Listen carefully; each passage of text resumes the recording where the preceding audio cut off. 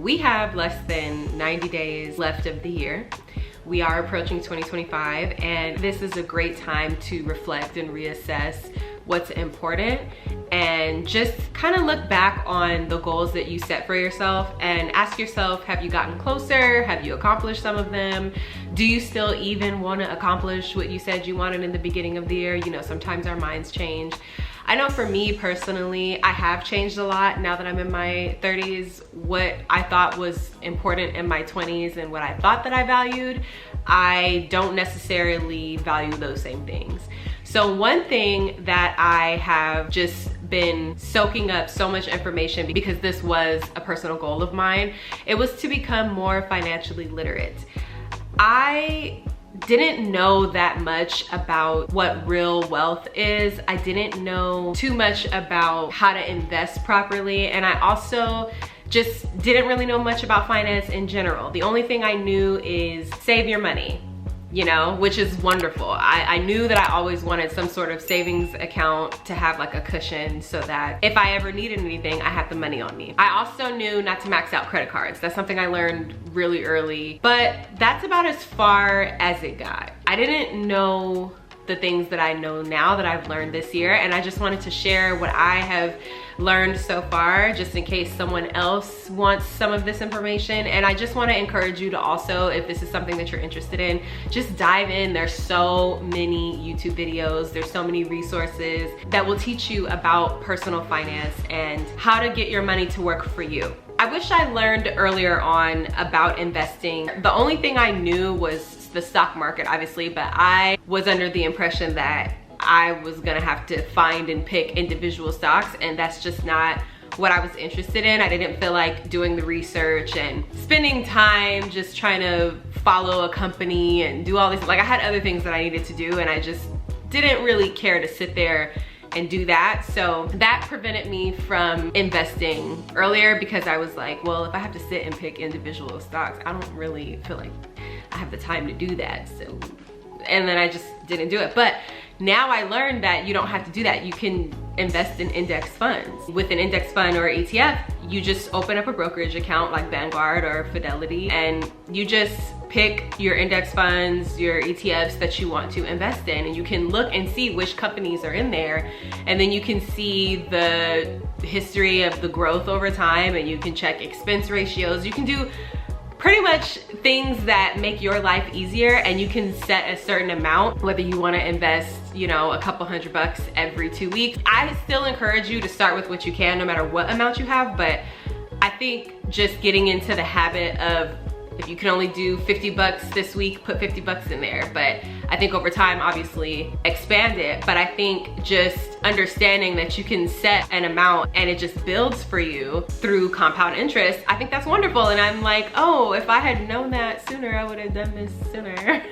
So anyone out there, if you're in your 20s, you could start doing this now. And time is really on your side with wealth building, because the earlier you start, the more wealth you get to build.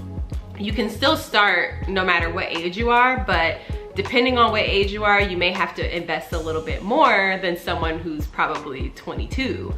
Like, if you're in your 40s, you're gonna have to invest way more than someone who's probably 25, you know, because of the compound interest. They just have more time on their side. So I wish I had known that earlier, but it's okay. It's fine, because better late than never, right? Speaking of investing, I also wish I was just a little bit more educated on the importance of having a 401k and even starting a Roth IRA. I just wish I knew about those things sooner, because both of those things are wonderful, and it's just great information to have, and it's really an investment in yourself. It's like, okay, I'm thinking of future me, because at some point, God willing, you know, the time is going to pass. 20, 25 years is gonna pass, and you wanna have some sort of money waiting for you. It doesn't hurt, you know? It really doesn't hurt to just start creating a cushion, a safety net for yourself financially, and you just will feel more confident and less stressed about going through time. You'll be able to live your life knowing, okay, I'm investing in my future.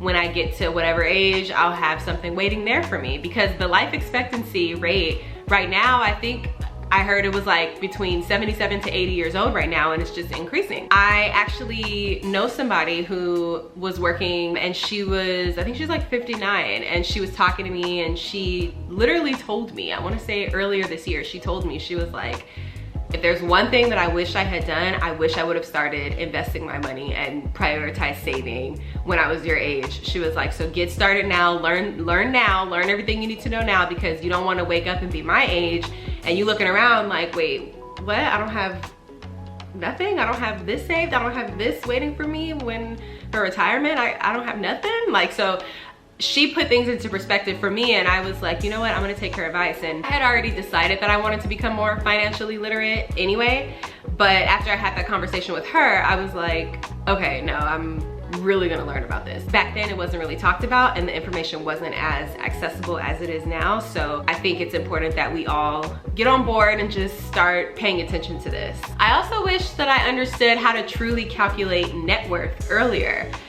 It's assets minus liabilities, and by assets, that just means how much you have saved up in your savings account, like a high yield savings account. It means how much you have invested.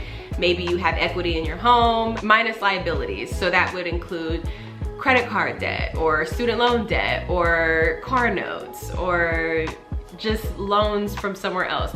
Anything that's depreciating and taking money out of your pocket, anything that you owe. So you do the assets minus the liabilities, and that would be your overall net worth. And I wish I had learned how to calculate that sooner, because I would have focused on expanding and growing my net worth earlier. So I recently calculated it, and I was like, oh, this is pretty cool. So now I'm able to set goals each quarter. So, you know, we're in quarter 4 right now of the year. I have some goals by the time we get to quarter 1 next year, 2025. So that's what I meant when I said in the beginning of the video, this is a great time to reassess and just kind of refocus and just look through, are you accomplishing the things you wanted to accomplish? Mainly this is about the financial goals, but it still applies to any other area in your life too. Speaking of net worth, I also wish I knew earlier the difference between income and net worth. Just because you have a high income, it doesn't mean you have a high net worth. They're two separate things. Your income is something that you earn through your job or your business or whatever, right? It's the income you have coming in. But what you do with that income is extremely important and will eventually determine your net worth. It doesn't equal your net worth. So like I said, your net worth is your assets, right? So are you allocating some of that income to grow your net worth by investing, by putting your money in a high yield savings account, by maybe investing and buying things that are going to grow your money, or investing in businesses that are going to increase your income, like through index funds and gaining dividends, things like that. That is growing your net worth by utilizing your income. But if you're just utilizing your income to spend on the latest this and the latest that so that you could be flossing, it's like, that's not net worth, honey. That's just you spending the money that you're earning. And that's just you utilizing your income in a way that probably won't benefit you the way you think in the future, because it's not building your money. Like, yeah, you got the $1,000 shirt, but the $1,000 shirt is only gonna be cool for a certain amount of time, and then you're gonna wanna get something new, and there's always gonna be this new trend and this new thing coming out, but none of that is growing your money. So it's not the same thing. You're using your income to spend on certain things so that you feel like you look cool and you look like you're wealthy, but you're not actually growing your wealth. So just understanding that has been really eye-opening for me, because I was like, oh my goodness, that's, hello. Like, obviously now that I know it, that makes so much sense, but I wish I had actually known it. I wish that I knew sooner how to use my income to build more income, like to grow more assets. I didn't really look at income as anything but to save and then to pay bills and stuff, and then, you know, for fun and to create memories and experiences. But I'm learning now that the point of income, not only is it to obviously take care of you, but it's to build more income. So to figure out a way to do that, use your income to build more income, I think that that would have been really beneficial to know. And to also know how. And you do that by investing. You do that by saving to maybe start a business. Or if you're like me and you think that maybe a business may not be for you, then there's other ways that you can grow your wealth with your money. It doesn't have to necessarily be going to open up an ice cream shop or anything like that. You could figure out ways to grow your money.